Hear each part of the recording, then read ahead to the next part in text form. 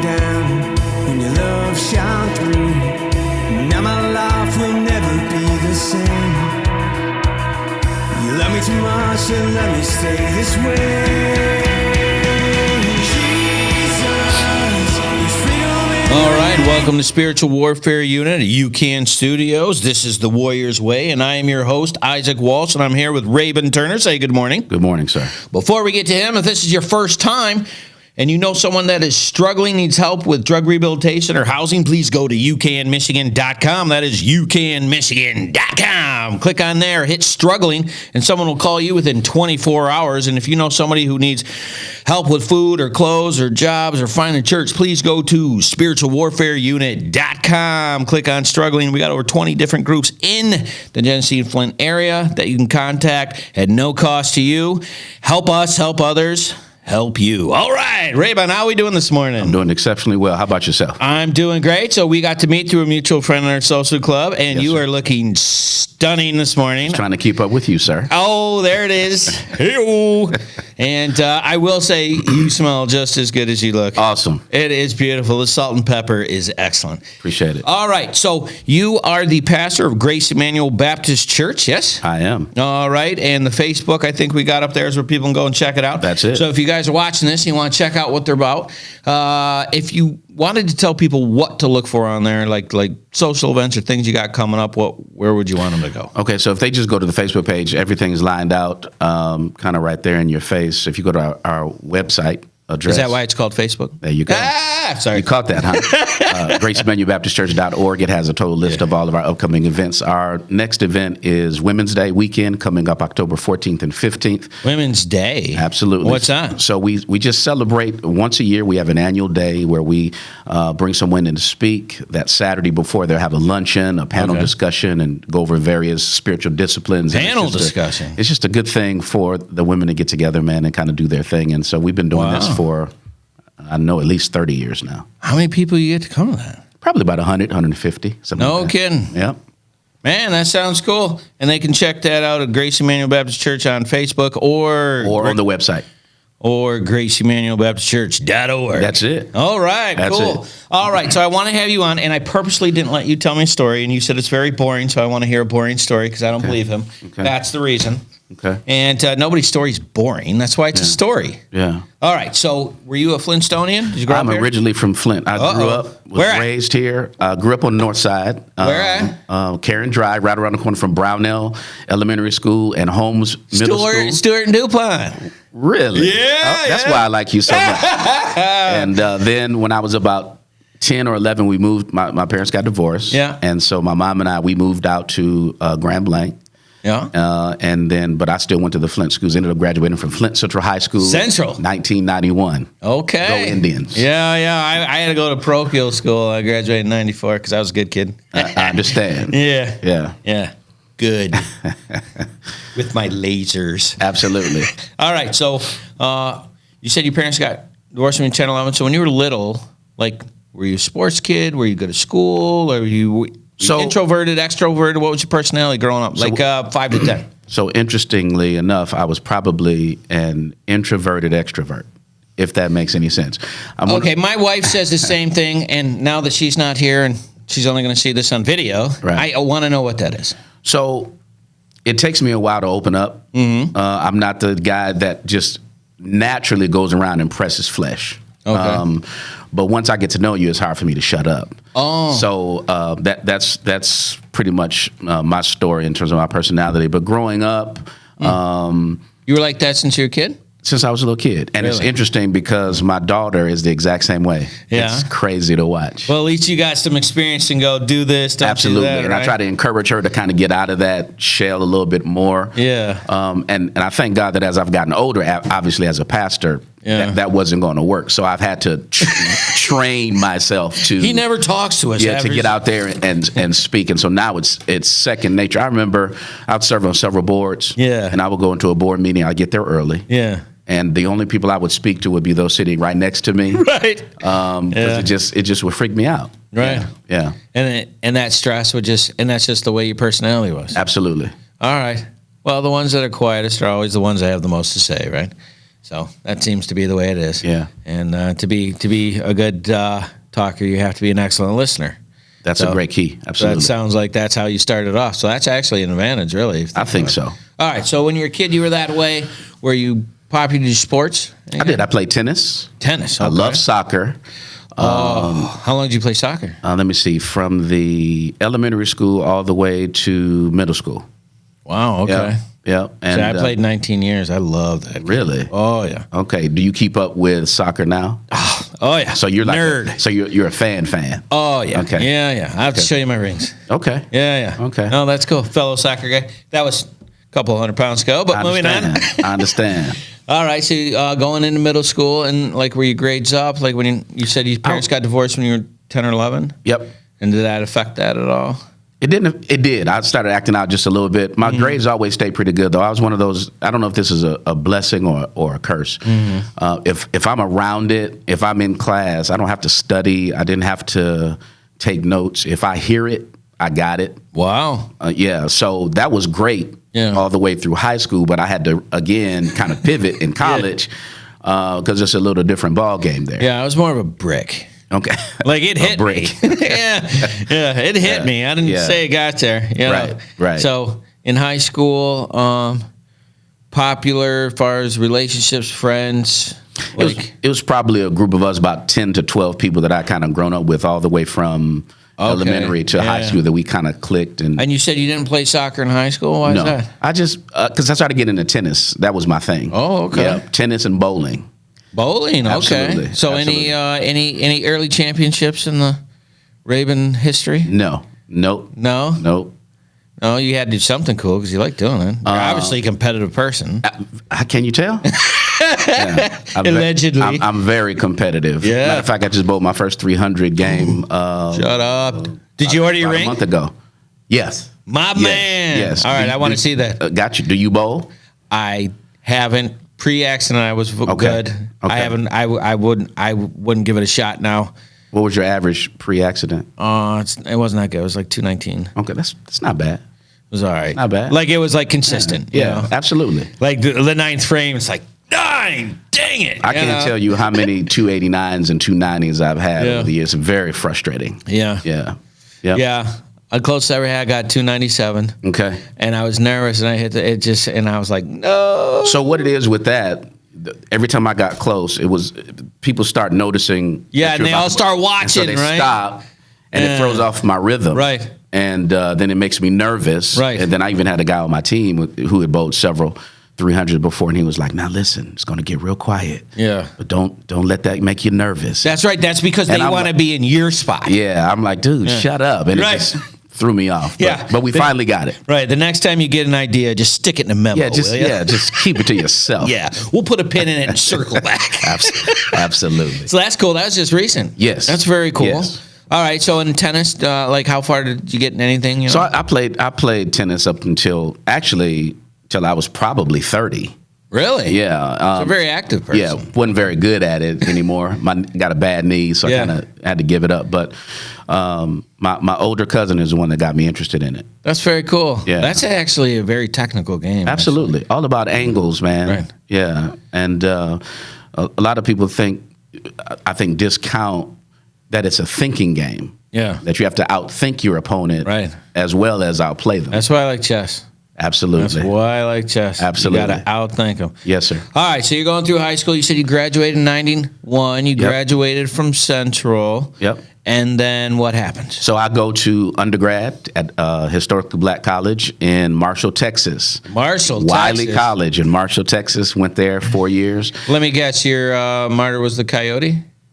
Actually, not a coyote. Just wasn't the Wiley. It's a wildcat. It's a wildcat, but not quite the coyote. Right. And went there, did 4 years. Got my bachelor's. For what? Got my bachelor's in sociology with an emphasis in social work. Sociology. So you want to do community work? I've always been about helping people. But why? Were your parents like? What did your parents do? Okay, so it's in my DNA, man.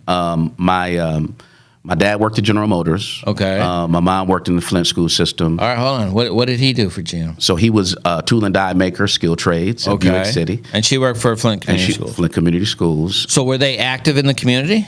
They were real active in church. Okay. I wouldn't say so much the community per se. Yeah.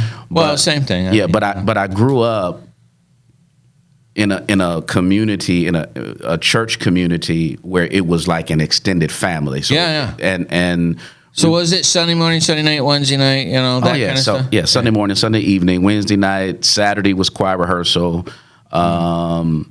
And we were in church probably 5 days a week for sure. And my grandfather was the pastor. Shut up. Yeah. Matter of fact, my grandfather organized Grace Emmanuel Baptist Church. Shut up. Absolutely. Hold on. Wait a minute. You're pastoring your grandfather's I didn't tell you that? church? Yeah. Yeah. So what happened was, dude, Let that slip by, right? Yeah. Yeah. Yeah. Yeah. Do what? You got me pronouncing my H's now. Do Right. what? Right. All right. So what did your grandfather like? Okay, so my grandfather, Does that have been what year? 1966, May 15th, 1996, they had their first service at their home. All right, hold on, back up. I need some background. Was he the war? Did he stay home? Did he work for World War II and all that? So he was a World War II veteran. Of course he was. Absolutely. Man. Old school. What was he? He was in the Army and he was a sergeant. Oh, their food is so bad, dude. That's literally the reason for the Navy, because the food was better. Swear. Really? Hand to God. Never heard that one before. Dude, that's because when you starve as a kid, food matters. That's all I'm saying. Right. They don't even put salt on the crackers. That should be illegal. Anyway. Oh, wow. Sorry. Tangent. All right, so he's World War II. He does Army. Yep. He comes back home. Mm-hmm. He works for Buick. Okay. One of the first people to get on skilled trade. His trade was he became a welder. Oh, good trade. Married my grandmother. Same date, May 15th. They would have been, if he was still living, they would be married 73 years, I believe. So he's doing this, and why do the church? Like, what was his... So, do I have time to tell the long story? Dude, please, come on. So he had been a Sunday school teacher, been raised in the church all his life, but he always felt that it was something more he was supposed to do, but wasn't sure what it was. Okay.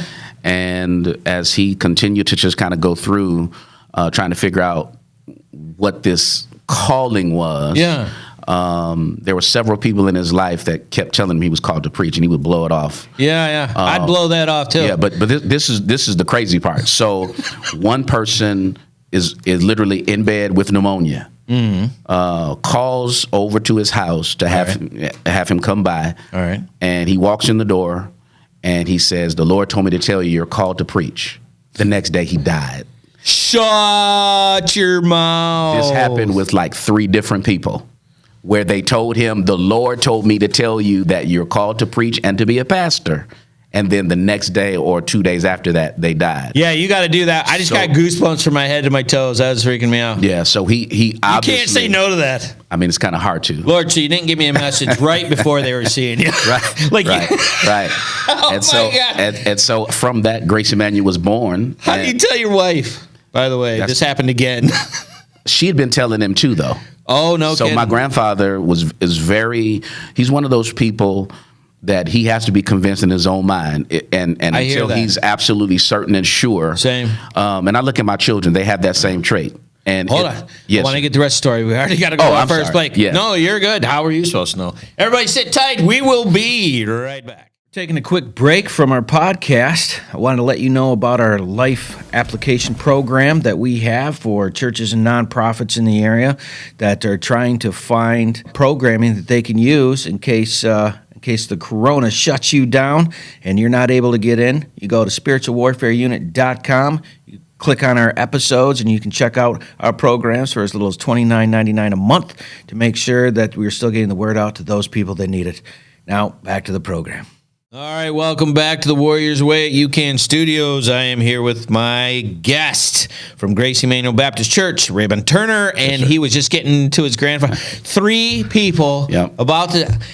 Dude, I got goosebumps from my head because you can't go, I didn't hear that. Absolutely. And after the second one, it was, okay, all right. That's crazy. Okay, so it was 1950 what again? So he ended up starting the church in 1966. So right around that time, 1965 to 1966, all of these things were happening. And wow. And so he talks to my grandmother about it. They start a church.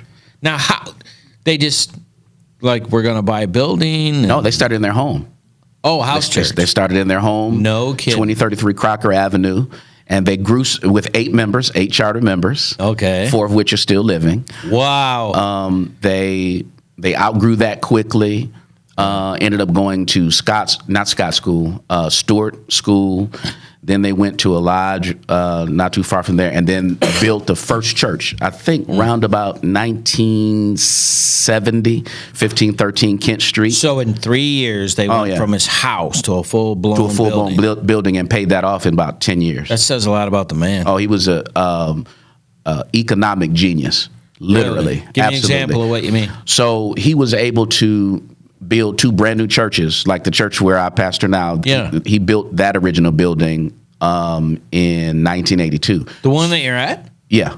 Well, so the building to the right, because my predecessor added on to it. But he had a record in Genesee County of building 2 brand new churches from the ground up within a 20-year span. And never sold chicken dinners, never went around, trying to solicit, just believing in tithes and offerings. Right. Trusting that if God gave you a vision, he'll give you provision for the vision. Right. And that's how Grace Emmanuel was started, and that's how we still operate today. And I completely agree that money is irrelevant if the vision is there, because he'll provide it when it's time, right? Absolutely. Works absolutely. If you know your why, God will give you your how. Right. Every time. Right. Every time. Same, 100%. And if I'm getting the money first, is that really faith? There you go. You know what I'm saying? Absolutely. Well, let me tell you what I did.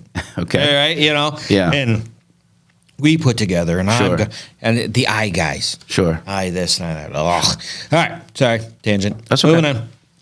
Snorkel, shiny thing, squirrel. And so so that's the bones of this. Yes. So then your dad grows up in Flint as well. Yep.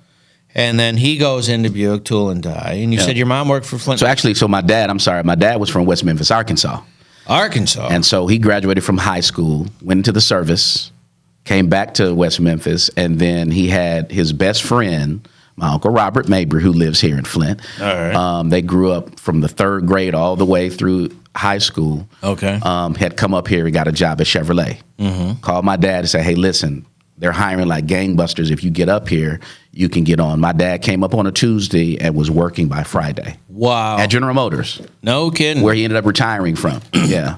That's great. That's when Flint was booming and just growing and GM, I don't know how many plants they had at that time, but it was booming. So you guys do that. Your mom does Flint schools. Yep.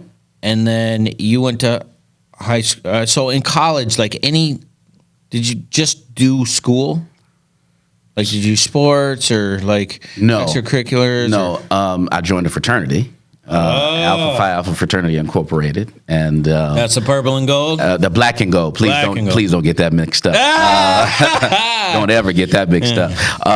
And so I lived off campus from my sophomore year to all the way to graduation, and I had a ball. I didn't realize it at the time, but that was the best and the easiest time of my life. There was no responsibilities. Right. I had my own little place that my parents paid for. I had a car that they provided me with. Right. All I had to do was go to class, and it was a great day. And then life. So you were still now. You said when you went from high school to college, there was a learning curve because hearing it didn't really work.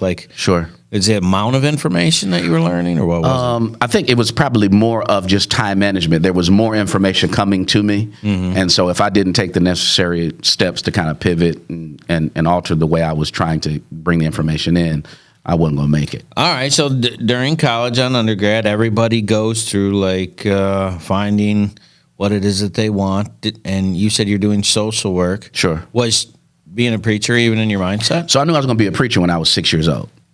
I'm sorry, I'm going back and forth. I apologize. No, we should have mentioned that at the beginning.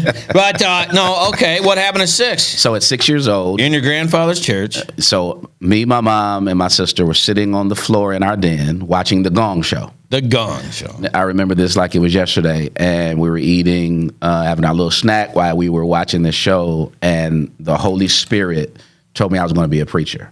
I got up. I went to the kitchen. I got on the phone, called my grandfather, and he said, well, let's go into a season of prayer, and we'll come back to it.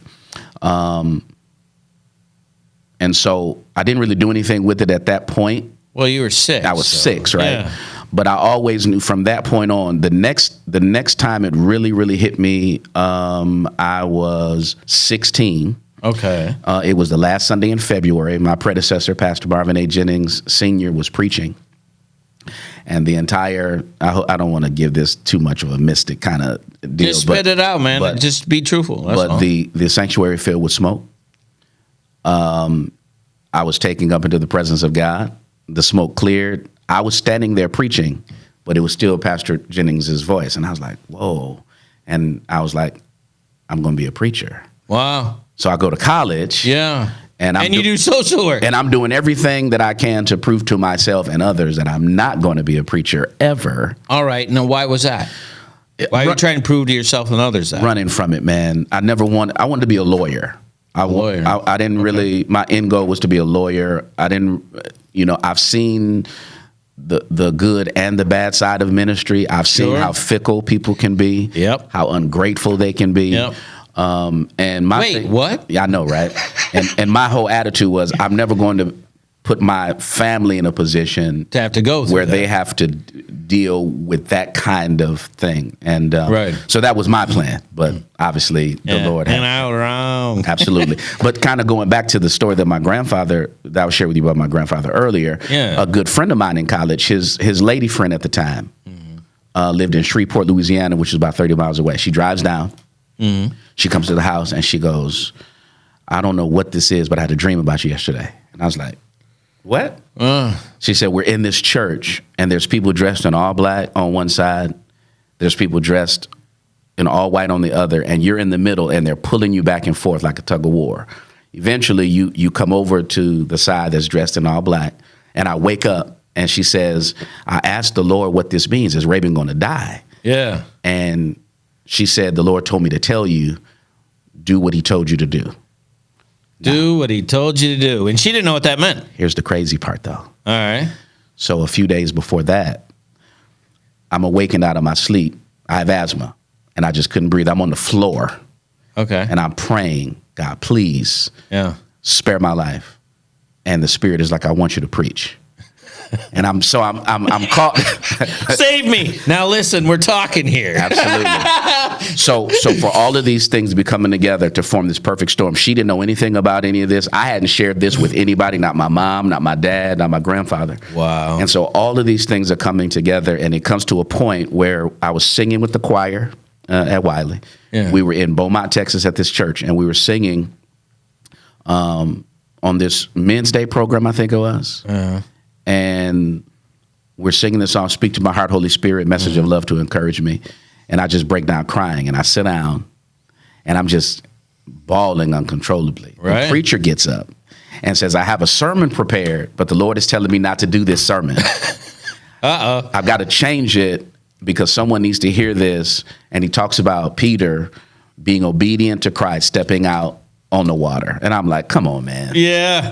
And so that set the stage for me to talk to my pastor that was in Texas at the time.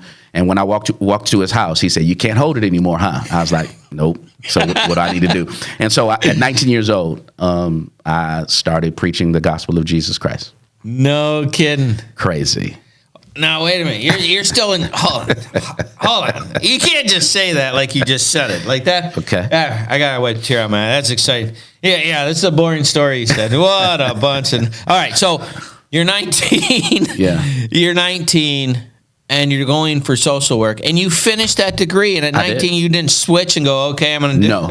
And so my grandfather recommended that I go to seminary. Yeah. Get my MDiv. Yeah. And seek to pastor. But again, I was clear that the Lord called me to preach. I wasn't clear that he called me to pastor. Oh, I still have in my mind, okay, I got this degree down. Yeah. I even thought about getting a master's in public administration, maybe getting into politics or something like that before I go to law school. Yeah. So again, it was a situation where I was making my own plans and not really taking enough time to see what the Lord was wanting me to do. So he said, "Oh, you said, okay, I'll preach." Yep. So where did you preach? So St. Paul Baptist Church right there in Marshall, Texas. How did that happen? You just said God told me to preach, and I said, okay. I was already attending the church. Okay. Just, sporadically, not every Sunday, as most college students do. and the pastor already had an inkling that the Lord was dealing with me in terms of coming into the ministry. Really? Yeah. And I had shared with a couple of other young guys who were young preachers at Wiley. And they were kind of encouraging me. And that's why when I went to the pastor's house, as soon as I opened the door, he said, "You can't hold it anymore, can you?" And we literally scheduled it. And my first sermon was on a Sunday morning. What was it? Exodus 3:11, and Moses said unto God, "Who am I that I should go unto Pharaoh and that I should tell the people, let my people go?" And the title was, "Do you have an excuse?" Never will forget that. I knew you didn't. Yeah, that's why I asked. Never will forget. And you were that. 19. I was 19 years old. Man. And you're talking about I've never been that nervous in my life. And so we're out here on this. Like palm sweaty nervous? No, like shaking. Can't even feel my extremities nervous. Oh my God. So we go outside the church. So did you make it through? I did. Let me tell you what happened. So the parking lot is full. Yeah. And how many people? Hundreds? It was probably about 180 people packed in that small church. And cars lined up on both sides of that highway. Yeah. Up at least a half a mile down in both directions. And the pastor said something very profound to me. He said, "Now, son, I know you're nervous. But when you step in that pulpit, you're going to have a peace that you won't be able to explain." And I was like, I don't think he knows what he's talking about. Because I'm like shaking. And they finished singing the sermonic hymn, and I stepped in that pulpit. And the way I describe it to people is like this. I had been a fish, or I was a fish living on land, and then somebody threw me in the water. Really? Yeah. You know how I explain to people? How's that? It was like I was born to fight, and I get to go in the ring.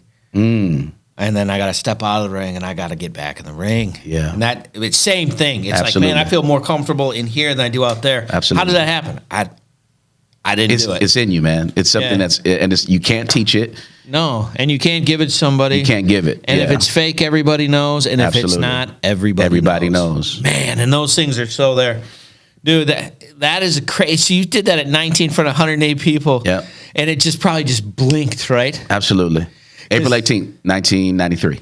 10:02 a.m. to 10:30. Like, I know, right? All of it, yeah. And it's like, I said all of that? Whoa. Yeah. All right, before we get to the next one, we already got to go to our next play. No. If you haven't come in, please like, share, and subscribe so we can get the word out about our guests. They're doing a great job. Sit tight. We'll be right back.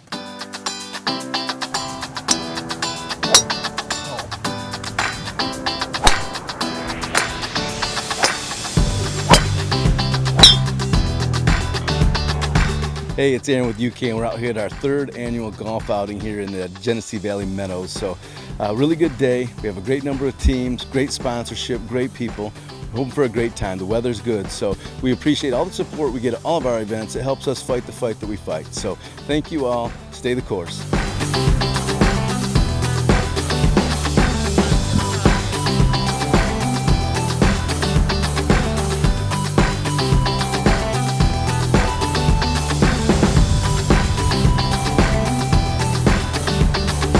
A lot of fun with a good cause. This is a very good cause, and I enjoy doing it. And I have my sons with me today, and we're just going to have fun. We know we're not going to win, but we're going to have fun.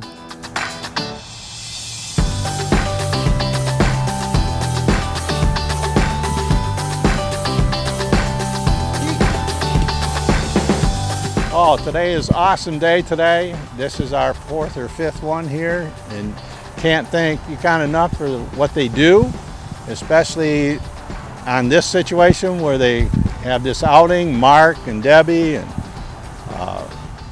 all of them. It's just an amazing outing, and I couldn't think of it brings back memories, but it's a wonderful thing, and we really appreciate it.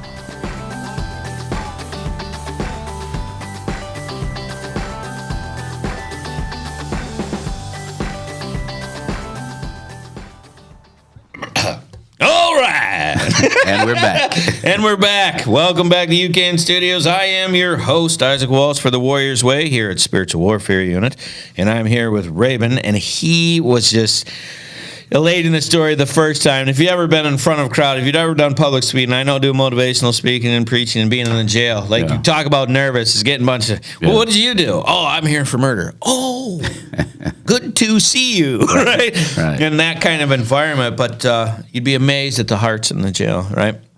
Anyways, and so you were telling this story, and you were 19 years old, and you're like, okay, I'm going to preach, but I still got a plan. Absolutely. So when did your plan fall? Like when you were like, nope, I got to do this. So I graduate from Wiley. And that's in 95? Okay. I come back home, and I'm working as a substance abuse counselor.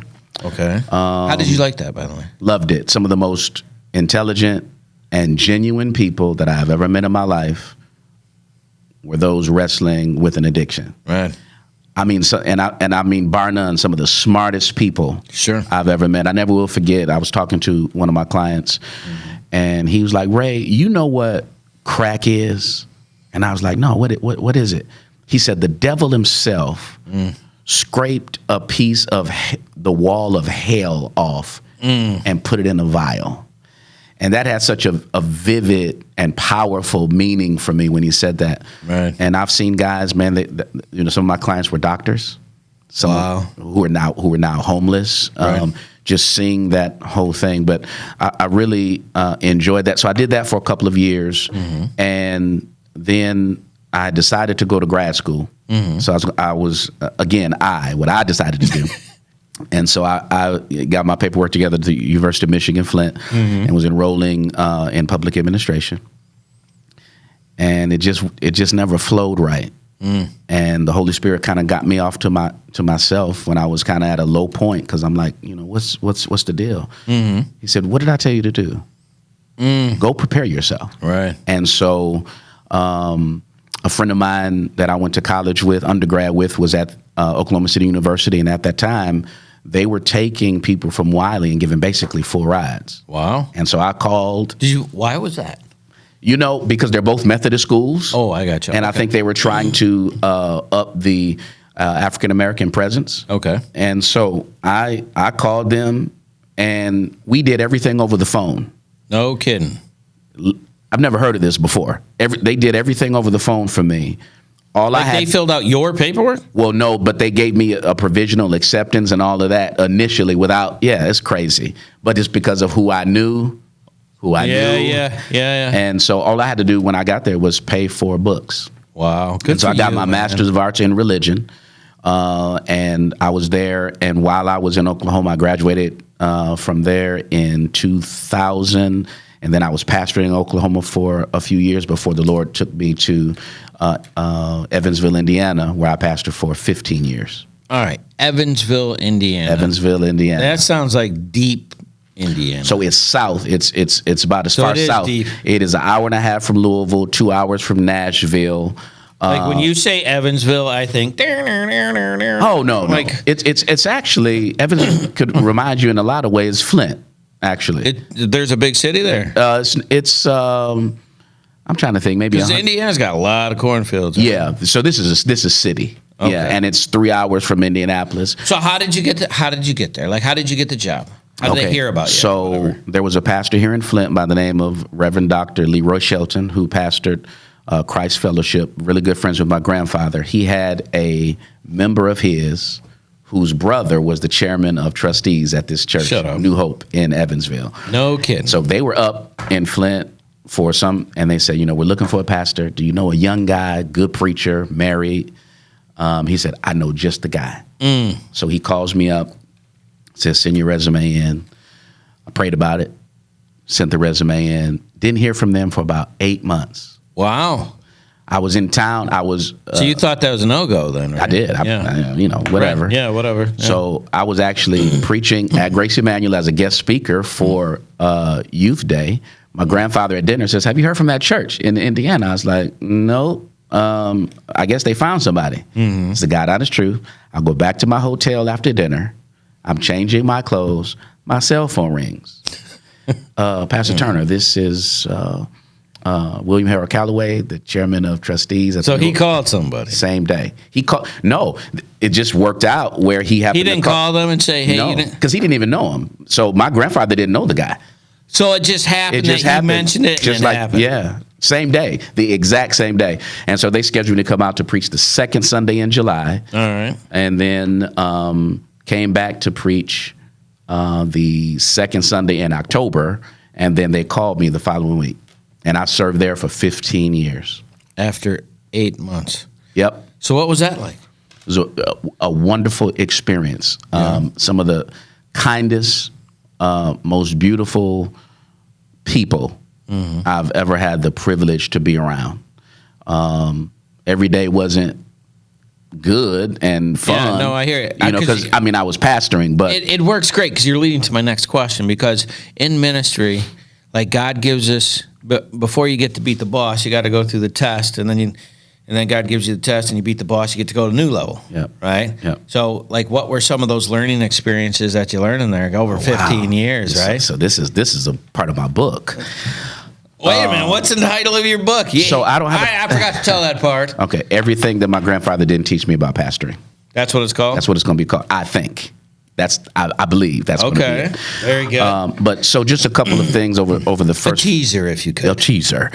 So for the 15 years that I learned there, a couple of things. Number one, always be patient enough to let the Lord do the heavy lifting.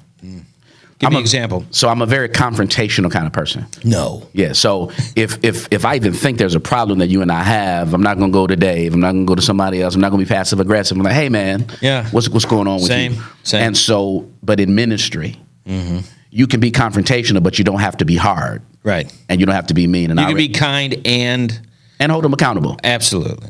And I remember I've seen this over and over again. Was gonna have to make a change with this guy, and I mean I had my speech already for him. And so Bullet. literally, Yeah. And so he walks in the building, and I mean I'm getting ready, and the Holy Spirit said, "Shut up," and the guy resigned. Right. He came in to resign. He came in to and resigned. He said, "Put all the bullets away." And so what's interesting about that? A couple of lessons there. When you're obedient to God in terms of letting Him do it, now I don't even have to be the bad guy for getting rid of it. There was something that He did, and there was no bad blood. There was no backlash whatsoever. Right. And the Lord just worked it out. I've seen that happen over and over and over again. Another lesson that I would love to share with young pastors, because a lot of times we think we have to go in. We're not going to let them do that. And listen, I get all of that. Yeah. But sometimes you gotta determine, okay, what mountain is worth dying on, Right. and what can I suffer to be so. Yeah. And If I said, find the bridges that you have and reduce the valleys, would that make sense to you? absolutely, As far as what you're saying? no doubt about it.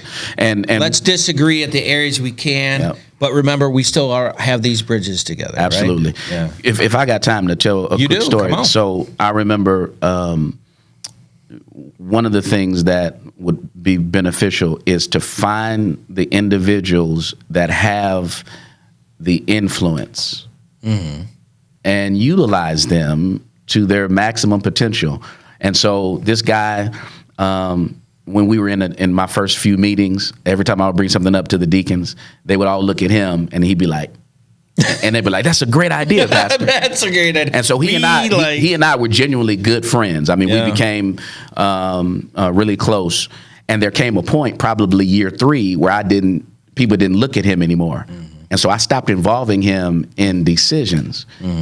What was the purpose for that? Arrogance and ego. Really? Yeah, that's exactly what it was. Because now I've got the reins. So it's chess. So I'm but it was a mistake. Because here's the deal. When you get to a church, you're not the pastor. They say you're the pastor. You have the title pastor. It's on the door. You got a parking spot, but you're not the pastor yet. Yeah. And so whoever the pastor is, they're kind of guiding the carriage. And so you just got to be smart. Hey, man, can I get one of those reins? Don't take both of them. Just take one of them. Right along with him. And then even when you get both of them in your hand, don't boot him out.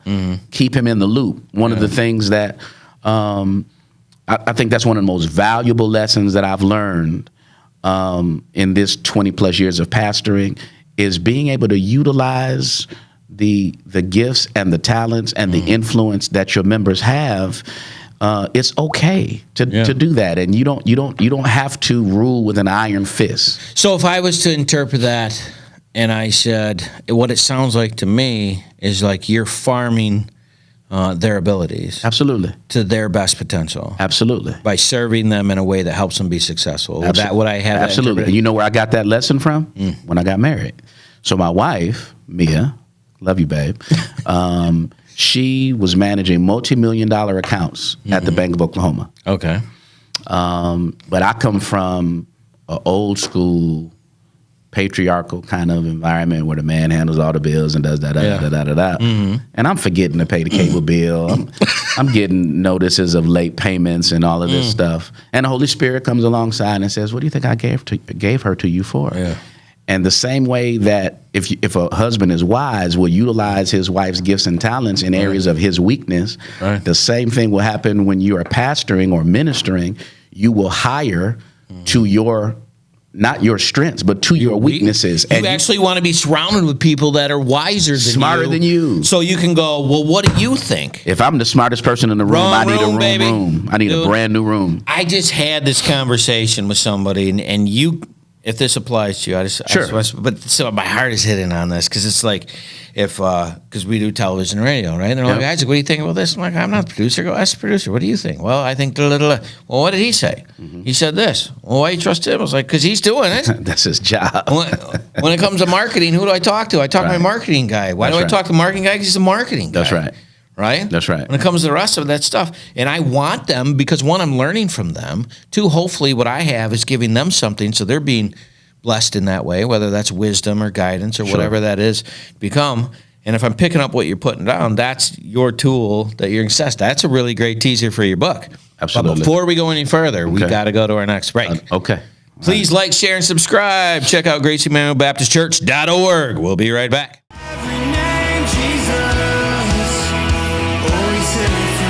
Hey, it's Aaron with UCAN. We're down here at the Unity Fest the Heart of Flint is putting on, Kersley Park Pavilion over here on the east side.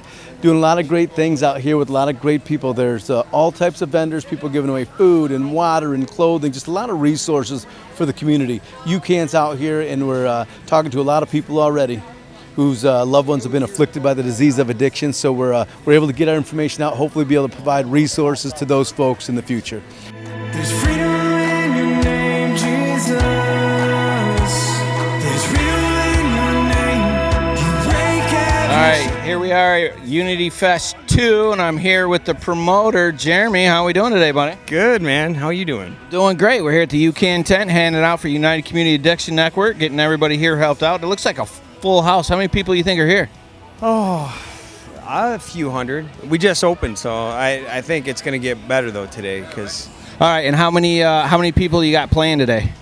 We have 3 artists. We got Shantae Music, and we have Nick Hill, who's out of Saginaw, and then End of I. I don't know who they are, but...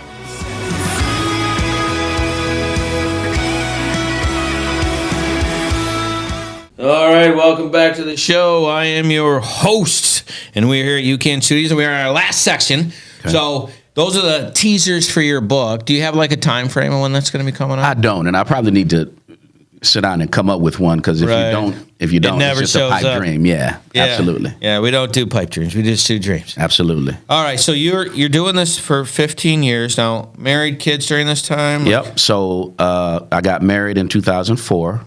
In May 15th, same date as the church's birth and my grandparents' anniversary. Nice. And so got married May 15th, 2004, and then I got called to New Hope in Evansville in October of 2004, and so we moved there. So how tough was that leave? Oh, very rough. I bet. Some of the hardest conversations have been those to the congregation you're leaving in preparation for where you're going. Because, I mean, they had to love you by then, right? Oh, man, listen. So this is interesting. 3 weeks ago, the first guy that I ever baptized down there in Oklahoma just died. And I went back and did his funeral. He got promoted. Yep, he got promoted. He went from the land of the living, or the land of the dying, to the land of the living. That's right. And I went back and did his funeral 3 weeks ago. Wow. I hadn't seen these people in 20 about 22 years. I buried his mom, his sister. Wow. Yeah, and they're family, man. Yeah. So you go to this new one, and what was the reason? Like, God just called it? I just knew that the Lord was leading me. I had a couple of other opportunities around the country, and this is the one that he laid on my heart. My predecessor had been there for 50 years, pastor. 50. 5 decades. So going into that situation, that's really a whole nother book. Yeah. Because pastoring behind somebody that's been there that long, the people are so used to him. And you're not him. And in no way, shape, or form. Right. Wow. So that was a major challenge, but I always respected him, always honored he and his wife, and did the very best that I could by them, and had a wonderful relationship with them until the Lord called him home. Probably year 8 or 9 that I was there. Okay, so you're there 8 or 9 years, and like any big lessons that you learned, or were you applying the stuff that you had learned previously, and then like how did that work? So a lot of it is some application of things that I've learned along the way, just kind of watching my grandfather. Like move. the reins thing. Like I'm curious. Like, did you find the influence guy and keep him involved? Oh, absolutely. He was we were like this my entire time. We still keep in contact. He came by my house here. Probably about 2 months ago. He was in town to visit his brother. Nice. And he and his wife come by the house. So man, that's cool. We're family. But yeah, there's so many different lessons. Again, I really wish there was a avenue for me to talk to young pastors. I have several that I do communicate with when they ask. I don't give unsolicited advice, but when they ask, right? Listen, man, just kiss the babies, hug the old women, respect everybody, preach Jesus, and be patient. Right. And that be patient part, I got it. It's the hardest, right? Absolutely. It was the hardest for me. Not so much now. That was hard for me. Yeah. Now it's not. Yeah. Post-war. Yeah. Like, but pre-war. Yeah. Like, you're young and I want this, and then you realize. You're not on my team? Right. Beat it. Yeah. I saw your lips move, and I just couldn't. I was physically abusing the ear.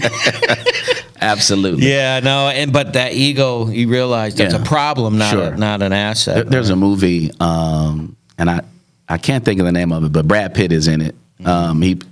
He's a warrior. I can't even think. Achilles. Yeah, Troy. Yeah. And so he goes out against the biggest guy, kills him, and then turns around and says, "Is there no one else?" That was my attitude. Right. Like if somebody even thought they were going to rise up, I mean, I was like, I'm ready. Right. And over time now, at 49, I understand how much I could have been better at 31. Right. If I would have just chill out. It's not that serious. You don't chop their head off, because once you kill them, they can no longer be a part of your program. Right. But if you can rehabilitate them, they might move from being your biggest enemy to your biggest supporter. So let me ask you this. So when you're dealing with people in ministry, inevitably you don't get along with everybody. Sure. Right?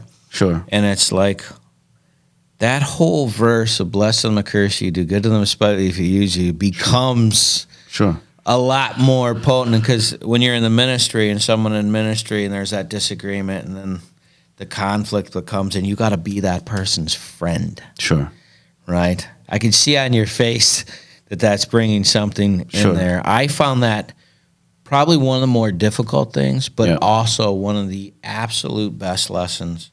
Because once you get through that and you're like, they're just people.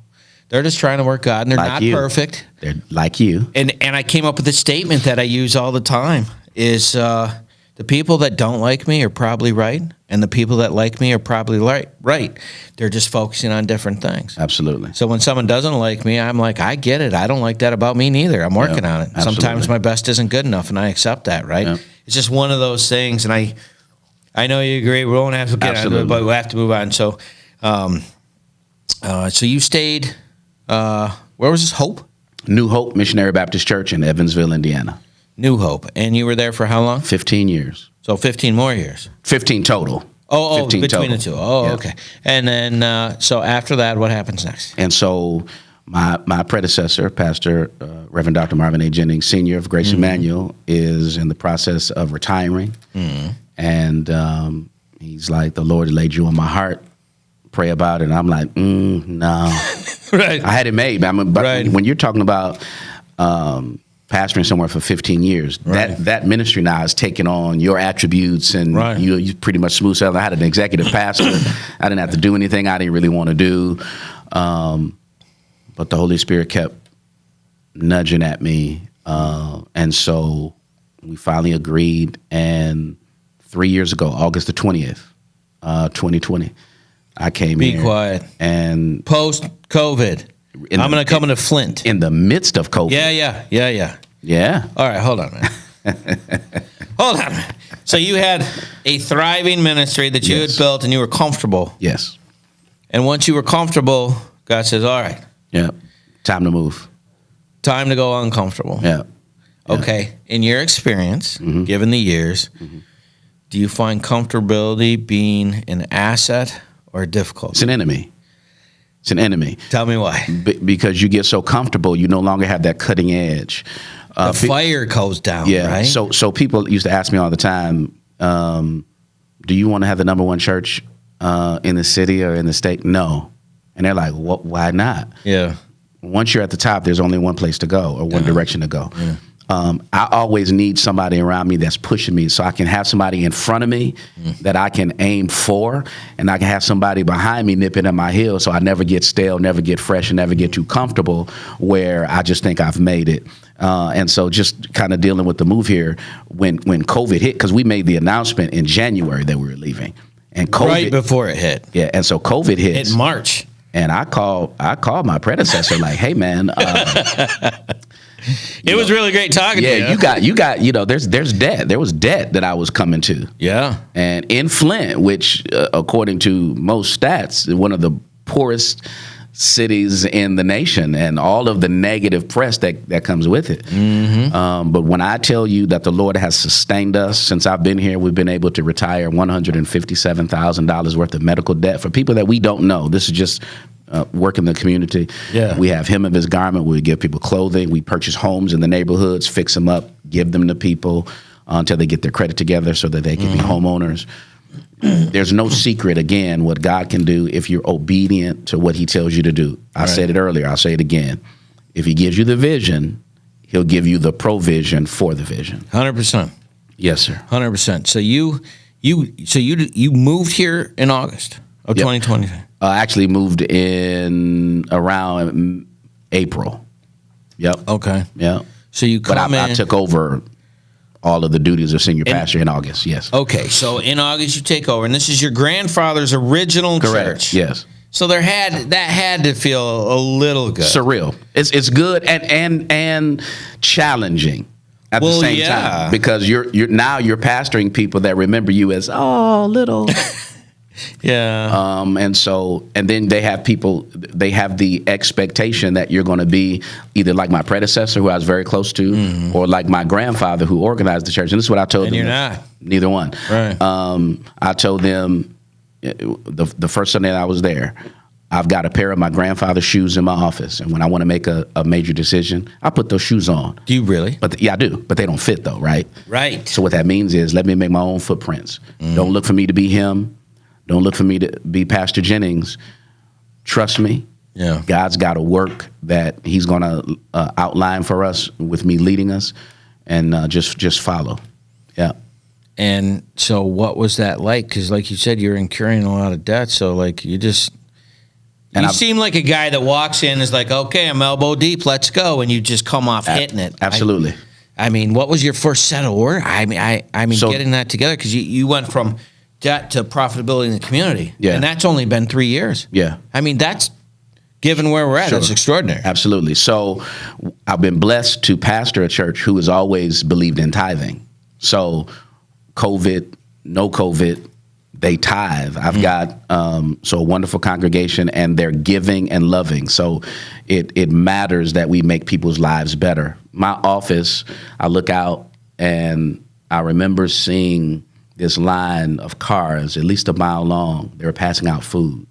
And it literally brought tears to my eyes, because I'm thinking that sometimes you can be so blessed that you become disconnected to people who are really in need. And we're in this community how can we better be a better blessing to these people? And so we do everything that we can, and I want to step up our game and do it even more. Yeah, no, I'm really getting excited about partnering with you and bringing skilled trade jobs. I everything you're sitting here talking, I'm like, yep. That's exactly what I want to do. Like one of those things that when you're around people and they have to be the biggest personality in the room, it's like, it's sad because you know they want it. They're just going around the wrong way. And I've been that guy, and it's like I can't even judge that cat because I know I'm guilty of it. Like you said, I come in here and it's like, yeah. It's like, man, if we could just take that passion and just pinch it, I get it. Yeah, I get it. You know, that's why I tell people, listen, don't worry about it. I'll cuss you out when I get perfect, right? I know that's right. Because it's like I'm so guilty of all these things. Yeah. So you come in here and you move back, and like, you have all of this stuff going on in the community. What are other things? So like if people are struggling, they can go to your church there, 3502 Lapeer Road in Flint. And what kind of things do you have for the community like right now? Like if they are hearing this, they can call over there. Is there a number? 810-743-3900. Again, 810-743-3900. We have the hem of his garment, which is clothing. You can come by. Don't quote me on what days we're open. I'll get that wrong. But they can call. And we'll bless them, and they can come through and shop. We've got our everything set up. It looks like a department store now. I'll send you some pictures when I get the opportunity. Yeah, man. We'll get them posted out. Absolutely. And then we've got a big food drive coming up the second Saturday in December. Now, who do you guys work with that? Is that just church? We just do it with ourselves. We've been doing that for about 15 years now. No kidding. Like a Christmas dinner, like food? So yeah, we do a Christmas box basket, and then we do Thanksgiving as well. No, okay, like the turkey dinners and absolutely all of that good stuff. Yeah. And so when I met you and I was listening to what you do, I'm like, this would be a great collaboration. So we're always looking to come alongside somebody else. It's not about who gets the credit, not about none of that. I just want to be a blessing to people because there's some hurting people. When we did our last couple of food drives, I think we started at like 9. Mm-hmm. There was literally, the parking lot was full. At 9 a.m., at like 8:45. Okay. And a line down the street and around the corner. And to know that it's that many people who need something that basic lets us know that we need to do better. Yeah, and the food and the water in the community. Yeah, man, because when we were doing the community care task force with Sheriff Swanson there, and we had the 9 different locations we're handling, it was pandemonium. I'm sure. It nonstop, dude. I'm telling you, from 7 a.m. to 11 p.m., people were like, "I need help. My grandma's stuck at her house. I need." And dude, the faith-based and nonprofit community came out of the woodwork, and God used that to give me this idea. I'm like, who's helping these people? Yeah. Like, people need to know these people are cool. Absolutely. Right? When the chips were down and they were afraid, they walked out there and gave you food and water. They didn't have to do that. They chose to do that. And I thought that was awesome, and I thought that deserved to be done. So, other than the book, like in the future, like what kind of plans you got for your church and stuff you're excited for? Housing developments. Okay, what are you doing? So we're kind of working with some, I should say, looking at areas of the city where we can do some affordable housing. That's a bad word for a lot of people when they say affordable housing. Well, yeah, because land bank and all that. Yeah, but it's been a tough call. But one of the things that I try to share with people is that what we produce is something that we're never going to produce something we wouldn't live in. Right. You're going to produce value. Absolutely. And that's perfect. Absolutely. Unfortunately, dude. No. We're out of time. It can't be. I told you. He didn't believe me. I told him 3 things was going to happen. Did they happen? They did happen. All right. They did happen. If this is your first time and you are liking what you're listening to, help us get the word out to help others so you can be a part of the team. You can check out Grace Emmanuel Baptist Church at Facebook or graceemmanuelbaptistchurch.org, and you can check that out. Thank you for coming out, and we will see you next time. Nonprofit in your area that's doing a lot of work that people should know about, feel free to contact Spiritual Warfare Unit at 810-715-9319, and we would love to have them on to see what good they're doing in the community and find out their story. Thank you so much.